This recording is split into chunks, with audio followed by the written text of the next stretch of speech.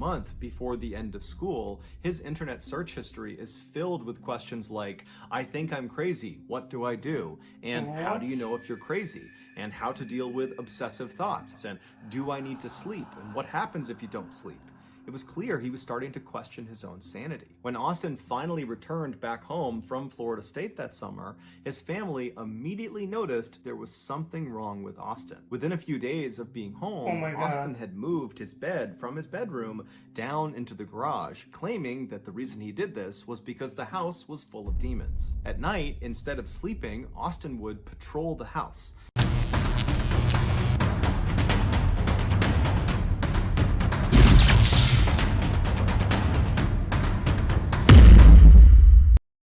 Hello, my dear friends. Hello. My name is Alex and I study English, and today with you we will watch another video. And this video was recommended to me by you, Sky M. Thank you very much for your recommendation, Sky M. And this video will be in our playlist, my reacts to your recommendations. And yeah, this video is named The Frat Boy Did the Unthinkable. Mature audience only. And yes, let's go. Let's find out what will be about this video. And you can support me, leave a like and subscribe to me. Appreciate it very much. And also you can be my Patreon. And yes, let's do it together. Yeah. The crime at the center of today's story is considered to be one of the most disturbing of all time. But before we get into today's story, if you're a fan of the strange, dark, and mysterious delivered in story format, then you come to the right place because that's all we do, and we upload 2 or 3 times every week. So if that's of interest to Wow. you, please invite the like button to come to the zoo with you, and then once you get there, accidentally spill honey all over them, and then push them into the bear enclosure. Also, please subscribe to our channel and turn on all notifications so you don't miss any of our weekly uploads. All right, let's get into today's story. And yes, of course, I will leave a link below from original video. I always do this because I respect the work of people, because yeah, and also this video, I believe it will help me. It's like podcast. It's helping me to understand English better. Yeah. I like this music.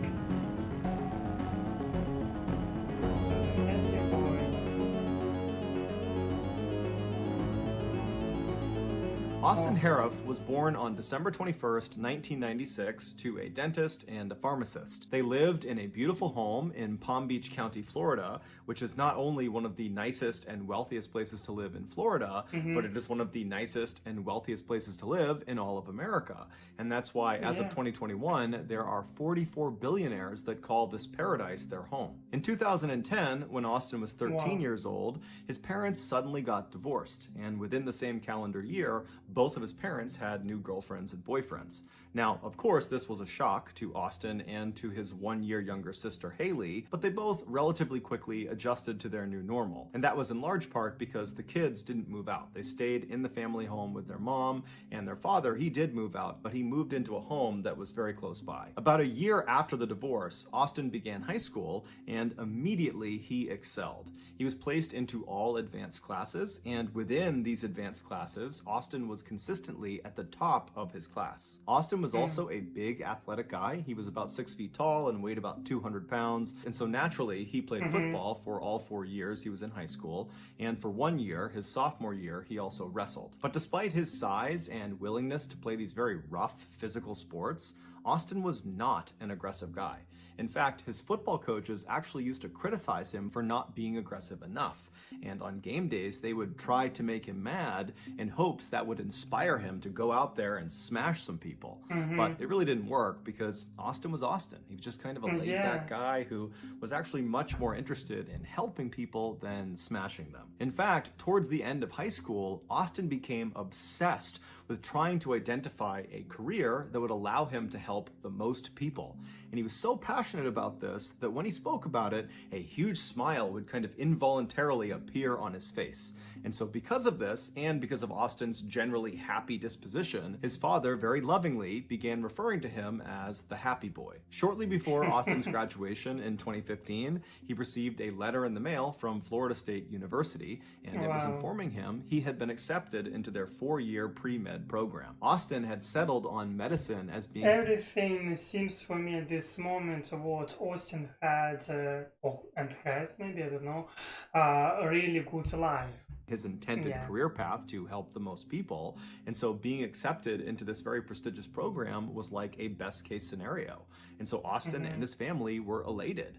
And that summer that followed his high school graduation was totally charmed. Austin was on cloud nine. He spent a lot of time with his family and his friends. And then finally, at the end of the summer, his family packed all of his stuff into the car and they drove 6 hours north to Tallahassee, where the Florida State campus was. They helped move him into his dorm, and then afterwards they gave him a big hug, said good luck, and they left. And I'm sure on their ride back, the family members thought to themselves, Austin is doing so great. He is not only ready for college, he is ready to be an adult. He's ready to live on his own and be responsible. And at the end of Austin's first year in college, that supposition about him ready to be an adult seemed to be accurate. Austin got excellent grades, he met a nice girlfriend, and even though he wasn't playing organized sports like football, he had found another athletic outlet in bodybuilding, and he had actually built a decent-sized social media presence around bodybuilding and fitness. But underneath all of this public success Austin was having that year, he was actually struggling a lot of the time. He just wasn't telling anyone. In a journal he kept, he documented a deep sense of inadequacy caused primarily from his sense that his peers didn't accept him. And so he would write endlessly about how if he I see myself may not be different from the way others see me. I see myself as happy, shy, nice, positive, and I never give up. Okay. he Wow. could just stop being so shy and be more assertive and outgoing, that more people would embrace him and would like him and would accept him. Over the course of that year, Austin also started abusing different substances. Those included things like alcohol, marijuana, and Vyvanse. Vyvanse is a drug that is a stimulant, and it's used to treat people with Wow, I never heard about attention this. deficit disorder. He also experimented with hallucinogenic drugs like acid and mushrooms, and he also tried MDMA, which is kind of like a cross between a stimulant and a hallucinogenic. And those are just the drugs that we are aware he was taking. It's entirely possible he was taking other drugs too. Regardless, Austin began oscillating between the high of whatever drug or combination of drugs he was on to the low of his sober mind, which was totally saturated with anxious and depressive thoughts. Before the end of the school year, Austin was secretly poised for a full-blown mental breakdown, and it seemed like he knew it was coming too. In the last month before the end of school, his internet search history is filled with questions like, I think I'm crazy, what do I do? And how do you know if you're crazy? And how to deal with obsessive thoughts? And do I need to sleep? And what happens if you don't sleep? It was clear he was starting to question his own sanity. When Austin finally returned back home from Florida State that summer, his family immediately noticed there was something wrong with Austin. Within a few days of being home, Austin had moved his bed from his bedroom down into the garage, claiming that the reason he did this was because the house was full of demons. At night, instead of sleeping, Austin would patrol the house. He would literally just walk all around the house all night, never stopping, and every 2 hours he would knock on the bedroom doors of his family members and loudly announce that he was guarding them from the demons in the house. Now, you can imagine how his family felt at the time. This was so unbelievably weird and totally out of character that they just didn't really know what to do. Even though it was obvious there was something wrong, they didn't jump into action. Instead, the only thing they did at first was to just start locking their bedroom doors at night to prevent Austin from coming inside during his nighttime patrols. But as the summer progressed and Austin continued to act totally weird with no explanation,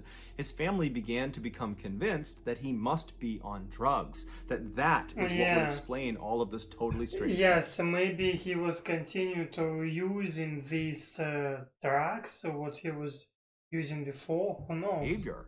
And so when they confronted him about his drug use, he would admit that he was taking drugs, lots of different drugs, psychedelics, stimulants, you name Oh it. He's my taking god. all these drugs. And so naturally, his family latched on to his drug use as being the root cause of his very strange behavior. And so they focused their efforts almost exclusively on getting Austin clean again.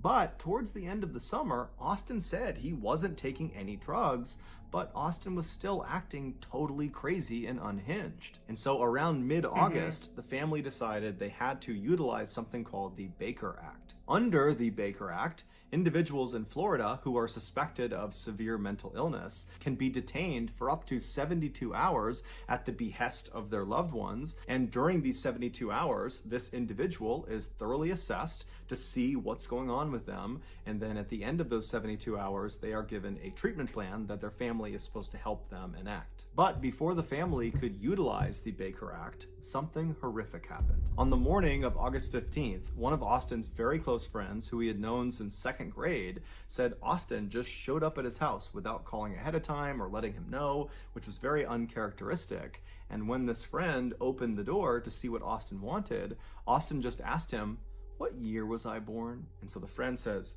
1996. And as soon as Austin heard this, he didn't give a reaction to it. He just turned around and he left. And so this longtime friend is looking at Austin walking away, wondering, like, what's going on with this guy? Is he high on drugs? Is he drunk? Like, what was that? So the friend goes back inside his house and he's thinking to himself, like, what should I do? And so after a couple of minutes, he decides, you know what, I got to call Austin and make sure he's okay. So he calls Austin, Austin picks up, and it's unclear what they talked about on the phone, but the friend convinced Austin to come back to his house and to just spend the day with him. But really, the friend just wanted to make sure Austin was okay. And so Mm-hmm. Austin comes back to the friend's house, and then the two of them actually would leave the house and meet up with some of their other friends that were in town that summer, as well as meet up with Austin's sister. And so the group, they decide they're going to go to the beach for the day.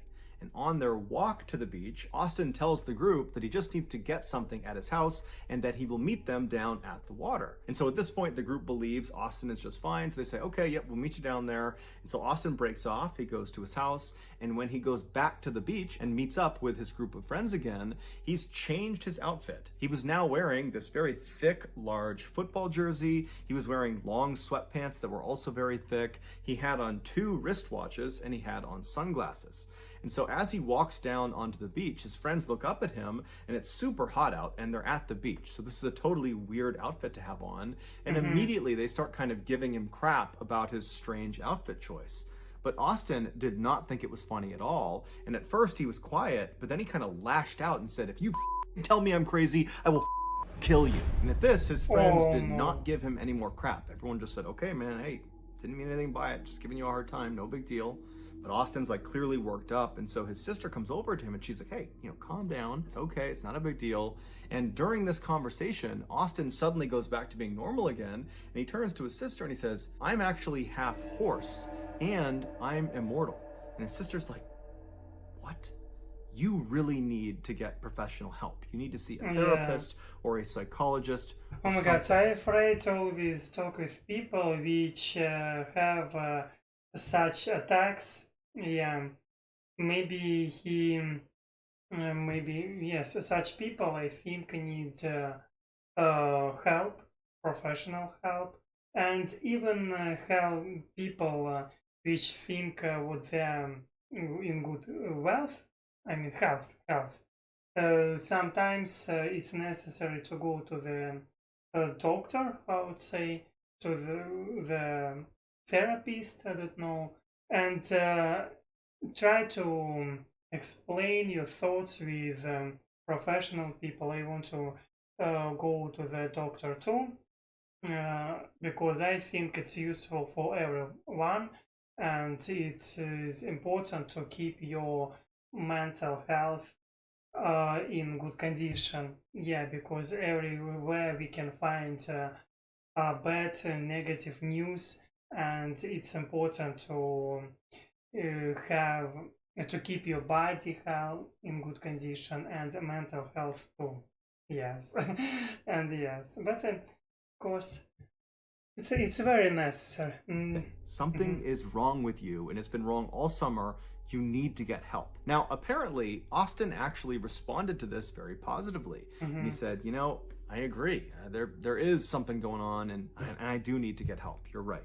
And so after that, Austin and the rest of the group, they stayed at the beach for several hours. And then in the evening time, Austin, his sister, and Austin's very close friend, who was the guy that saw Austin in the morning when he asked, what year was I born, they all said they had to leave. And so the trio, they leave the beach and they head to Duffy's, which was a restaurant in town. And they were going there to meet up with Austin's father and his father's girlfriend.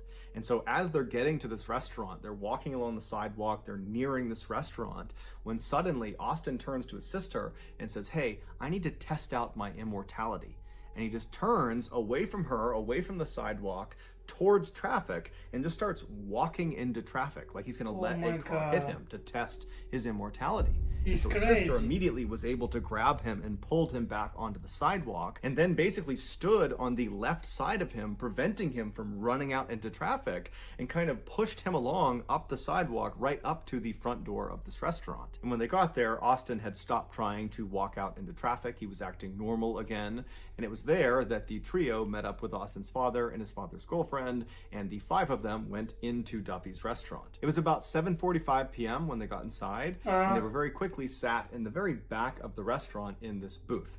And so there was a CCTV camera that watched them while they were inside this building.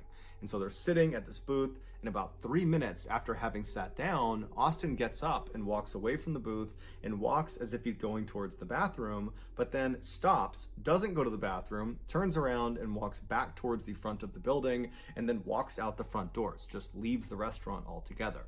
Now, it's unclear if the rest of his family saw him do this. It doesn't seem like they did, but just a minute later, Austin comes back inside the restaurant and just walks right back to his table and sits down like nothing had ever happened. Less than 10 minutes later, Austin would get up again from his table, except this time, instead of feigning going to the bathroom, he just walks straight from his table right out the front doors of the restaurant and disappears. A couple minutes later, Austin's mother, who was not at dinner with them, she was at her home, which happened to be nearby this restaurant, she was home when she heard the sound of someone coming into her house. And so she went around to see who it was, and she found her son, Austin, in her kitchen, drinking vegetable oil, and there was Parmesan cheese all over the counter that apparently he had been eating as well. And so she runs up to him and she grabs the vegetable oil and she puts it down and she tells him to stop, at which point Austin does stop. And then I guess Austin just went up to his room and he changed out of his clothes because perhaps he got oil all over his shirt. And then his mom just drove him back to the restaurant. And so she watched him get out of the car and she watched him go through the front door, and then she drove off. And so about 30 minutes after he left that second time, Austin walks through the front doors of the restaurant. He's got a different shirt on, different hat on, and he just walks to the back of the restaurant where his sister, his friend, and his father's girlfriend are, and he sits down like nothing had ever happened. At first, it looks like everyone at the table is just silent. But then Austin's father very clearly says something to Austin, and it seems kind of hostile. And it would turn out Austin's father, who loved his son, was just totally at a loss for what to do with him. And he said to Austin when he sat back down, "What is wrong with you?" And at this, Austin just stands up and presses his father's face back up against his seat, kind of pinning him there. And then at some point, he just lets go, he leaves the booth, and he walks right out of the restaurant for a third time.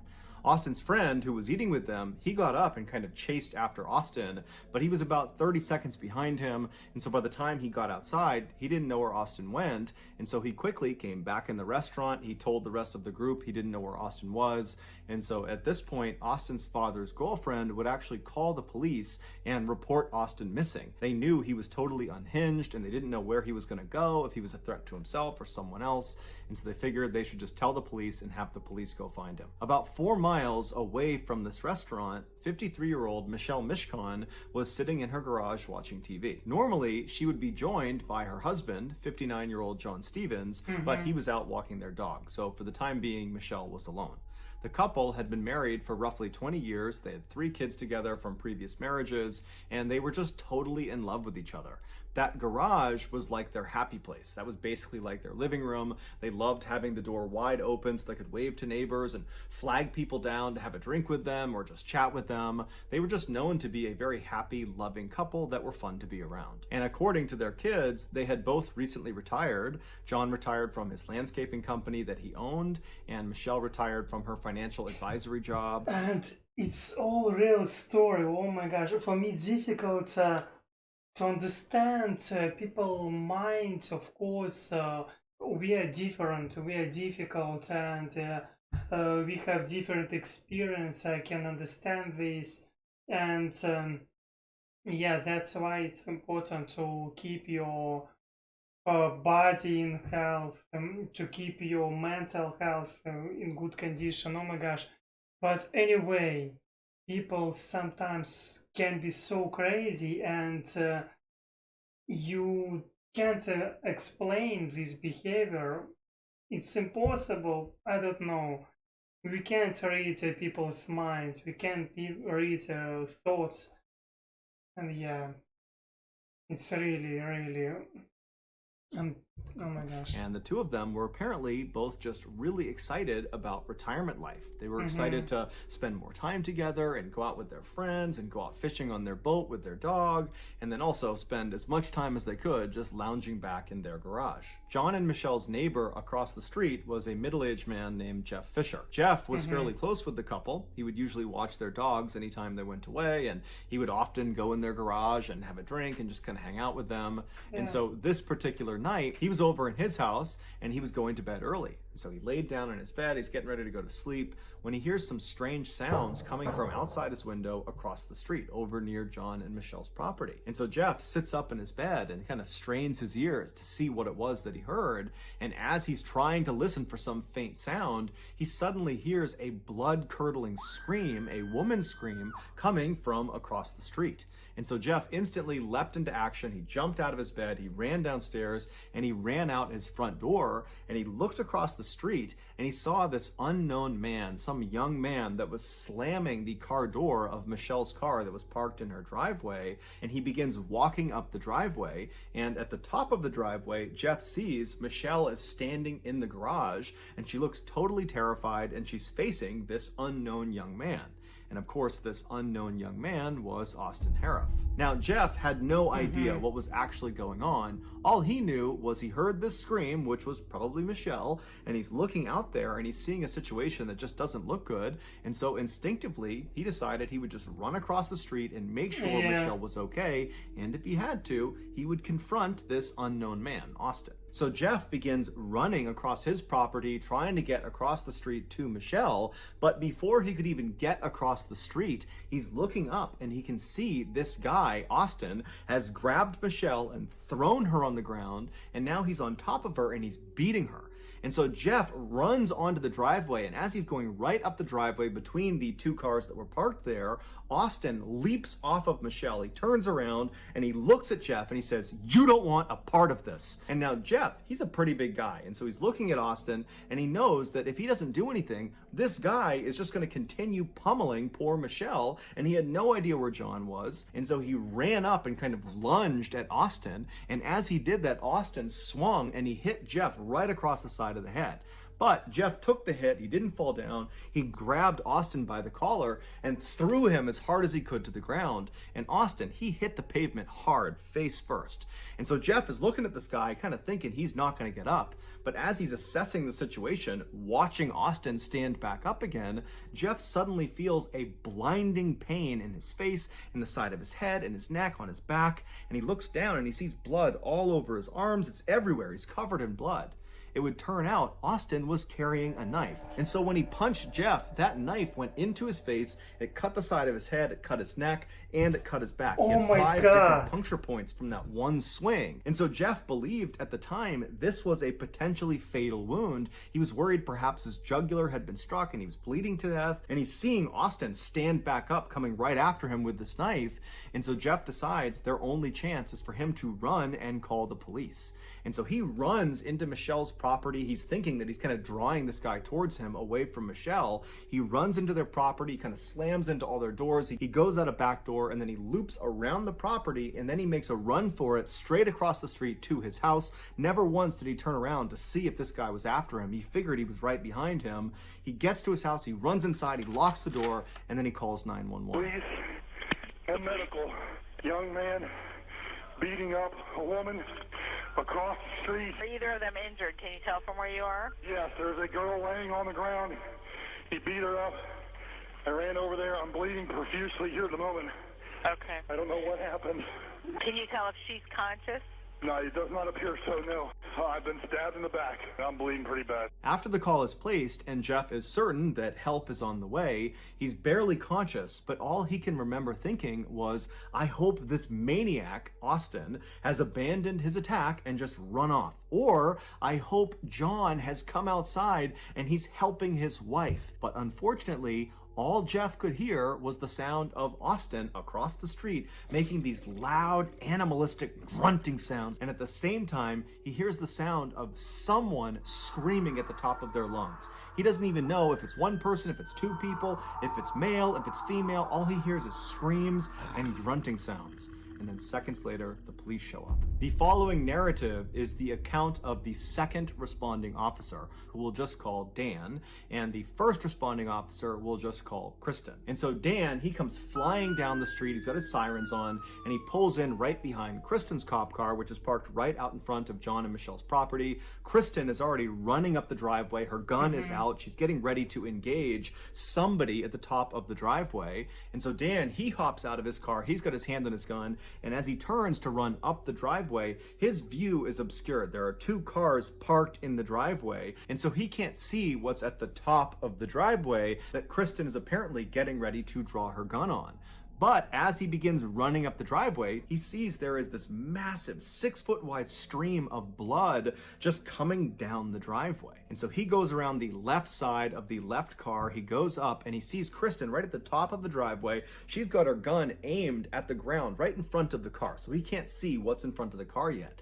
He comes bombing around the left side right behind Kristen, and he looks down at what she's aiming her gun at, and he sees there's this man lying on the ground. His eyes are open.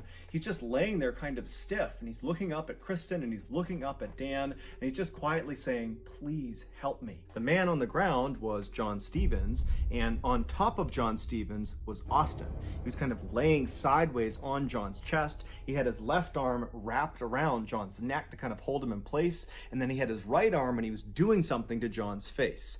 But Dan couldn't really tell what he was doing. All he could take in was there was clearly an aggressor and they needed to get him off of the victim. But Kristen could not take the shot because if she did, she ran the risk of firing the bullet through Austin into John, killing John. And so Dan tells Kristen, hold on, I'm gonna tase him. And so he moves around Kristen to her left side, so he's positioned looking down at the back of Austin. He pulls out his taser, and right before he shoots his taser into Austin's back, he sees what Austin is doing to John's face.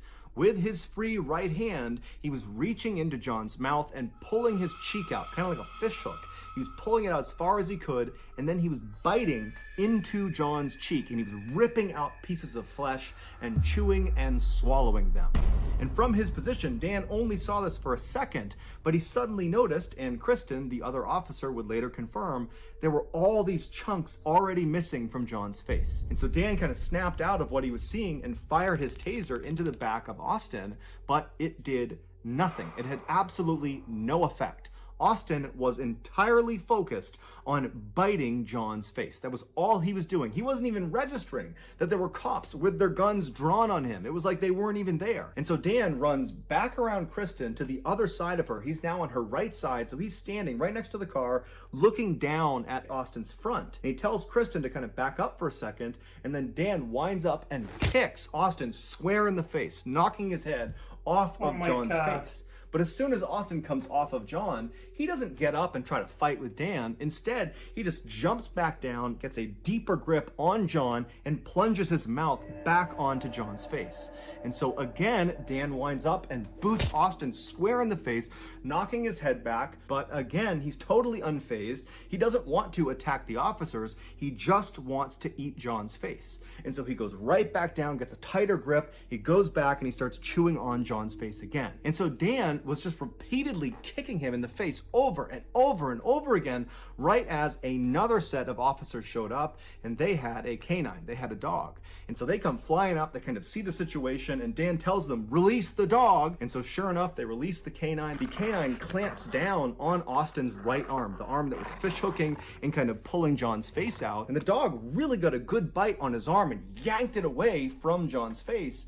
But Austin just instantly ripped his arm back, doing severe damage to his arm from the dog's teeth, and just repositioned himself and went back to biting John's face. And so the dog, just as it was trained, did another bite. It grabbed back onto Austin's arm and it pulled it off of John's body. And so his arm is back like this again. And Austin, again, unfazed, just yanked his arm out of... Oh my gosh.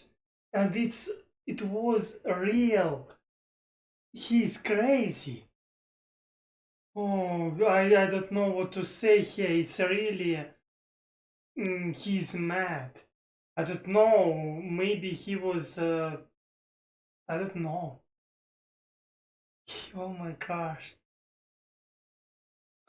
I'm lucky what I'm introvert. Yes.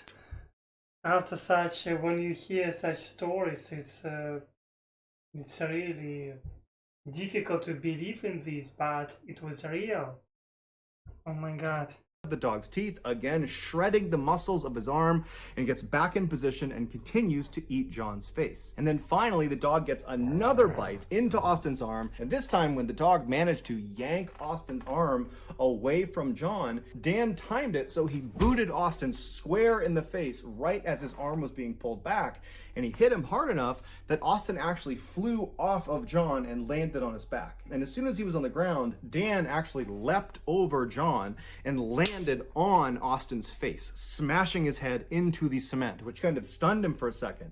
And as soon as he was stunned, Dan whipped out his handcuffs, threw it over one of Austin's wrists, and began pulling him by the handcuff up the driveway away from John. But as soon as he had some separation and Dan went to put the other handcuff on Austin, Austin began fighting back, and he looked up at Dan and he screamed, "Kill me! I'm eating humans! Kill me!" Dan didn't even know what to do, and so he's trying to put the other handcuff on him. The whole time Austin is screaming, "Kill me! Kill me!" And so other officers had to run in, and then finally, after 3 other officers came over, they were able to hold Austin down long enough to get both handcuffs on him. After Austin was finally restrained, the officers checked on the victims. They checked on Michelle, who was in the garage, and unfortunately she was deceased. She had died from blunt force trauma.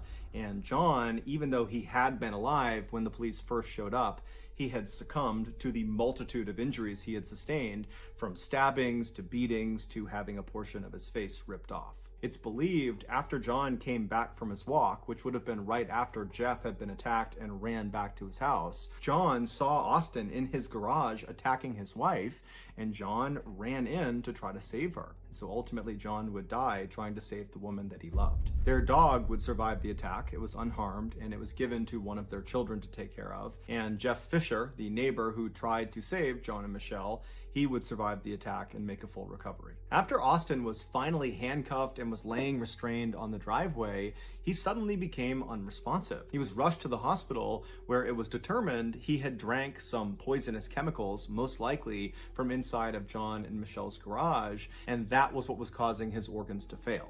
Ultimately, Austin would go into a coma for 11 days from whatever he ingested, but the doctors were able to save his life, and so he would come out of that coma and he would make a full physical recovery. It was initially assumed that because of Austin's drug abuse history, that he must have been on some drug when he perpetrated this heinous crime. It was speculated that he could have been on bath salts or flakka, which are these synthetic hallucinogenic drugs, which are very powerful, and at the time they were quite popular in Florida, and they'd caused some other users to go on these kind of wild, violent rampages. And so it seemed to make a lot of sense that he must have been on one of those.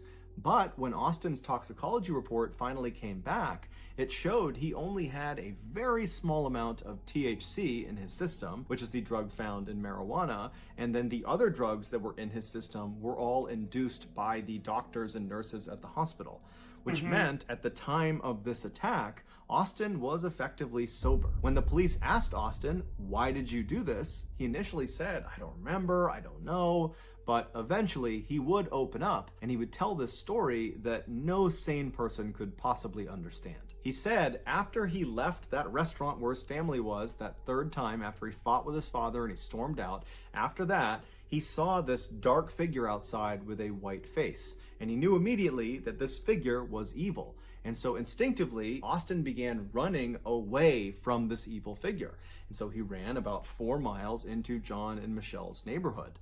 And when he got to this neighborhood, a neighborhood he was not familiar with, that he didn't intend to go to on purpose, he just kind of wound up there. He said he saw this brightly lit up garage and he ran up into it, believing he could enlist the help of the people inside of this house and that they would help him defeat this evil figure that was lurking somewhere nearby. And so he runs up into this garage, which happens to be John and Michelle's garage, and Michelle is in there. John is not. He's out for the walk with his dog, and Austin approaches her and tries to get her to help him, but he probably came off looking completely insane, and Michelle screamed. At which point, Austin said he believed Michelle was a witch, and so he pulled out his knife and he attacked her. And then after she fell to the ground, Austin said he drank a bottle of alcohol or something, which we now know was most likely very poisonous lawn chemicals that was just in the garage. After he drinks that bottle, he turns around and now he's looking out of the garage towards the street. And he said he saw this other figure in the doorway with a dog next to him. And then Austin said his mind just went blank. It's believed the figure he saw in the doorway was John Stevens returning from his walk, but we don't know for sure, and frankly, this story is pretty incoherent to begin with, because it doesn't account for the fact that before John came back, Austin had been grappling with Jeff Fisher and stabbing Jeff Fisher, the neighbor. But Austin would say he has no recollection of encountering Jeff Fisher, he has no recollection of John or what he looked like, and he certainly doesn't remember biting John's face, and he had no memory of any interactions with police. He said that basically he turned around, he sees this figure, this dog, and then his mind went blank, and then he woke up about 2 weeks later in the hospital. Now, when his story went public, a lot of people just were not willing to accept that story. They said he was making it up so he could plead insanity at his trial and get a lesser sentence. But a world-renowned forensic psychologist named Philip Resnick, who had worked on many high-profile cases before, he did a lengthy assessment of Austin, and he came to a very different conclusion than the public. In his 38-page report, Resnick points out the fact that Austin continued to bite John's face even when he was being openly threatened with being shot by the police officer standing right over him. He continued to bite John's face after he was tased. He continued to bite John's face after he was kicked in the head repeatedly. He continued to bite John's face after a dog repeatedly bit him. This all suggests that Austin was truly in a psychotic state when this attack occurred. A sane person, even under the influence of drugs, will retain a basic survival instinct. They will try to protect themselves. So when there are guns pointed at them, or they're being physically harmed, or there's threats of violence, they'll do things to protect themselves.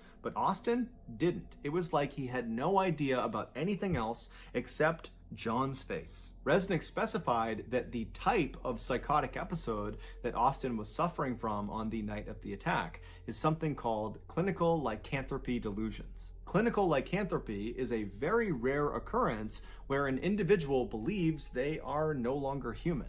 And almost always what they believe they are is something akin to a werewolf. And in Austin's case, it's not that hard to figure out why you might reach that type of conclusion. He had told his sister that he believed he was half horse, and then on a couple other occasions he had told his other friends that he believed he was half dog. And then of course, on the night of the attack, after he killed Michelle, he pounced literally on John and began eating his face while making those loud animalistic grunting sounds. This is behavior that is certainly on par with what you would expect a werewolf to do in a movie.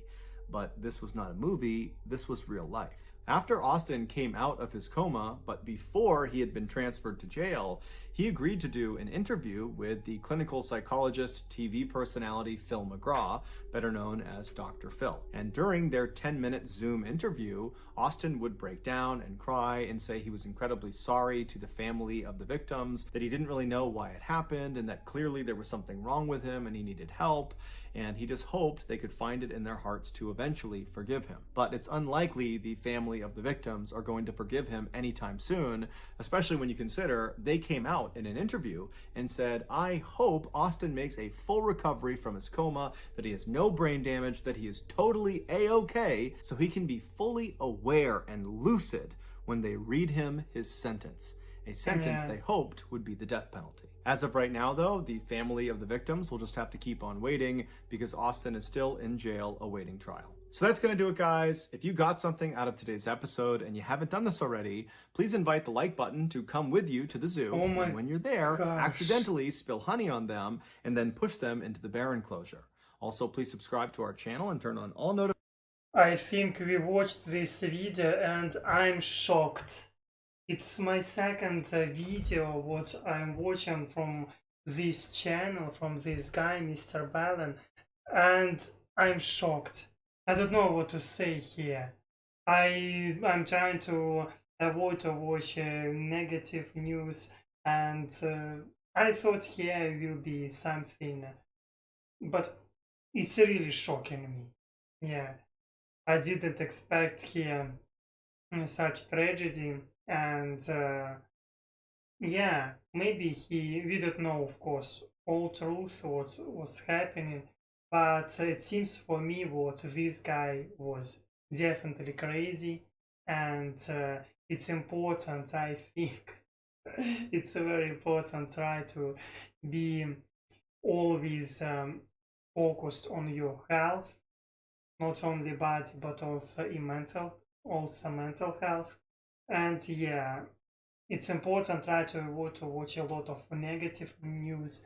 Yeah, and yes, for me it will be interesting to know your opinion, because yeah, come on, I'm shocked. Yeah, and thank you for your recommendations, Sky M. Thank you very much. And you can support me, you can leave like and subscribe to me, appreciate it too. And also I want to say special thank you to my Patreons and all of you for supporting me. And yes, as always, I want to say see you next time.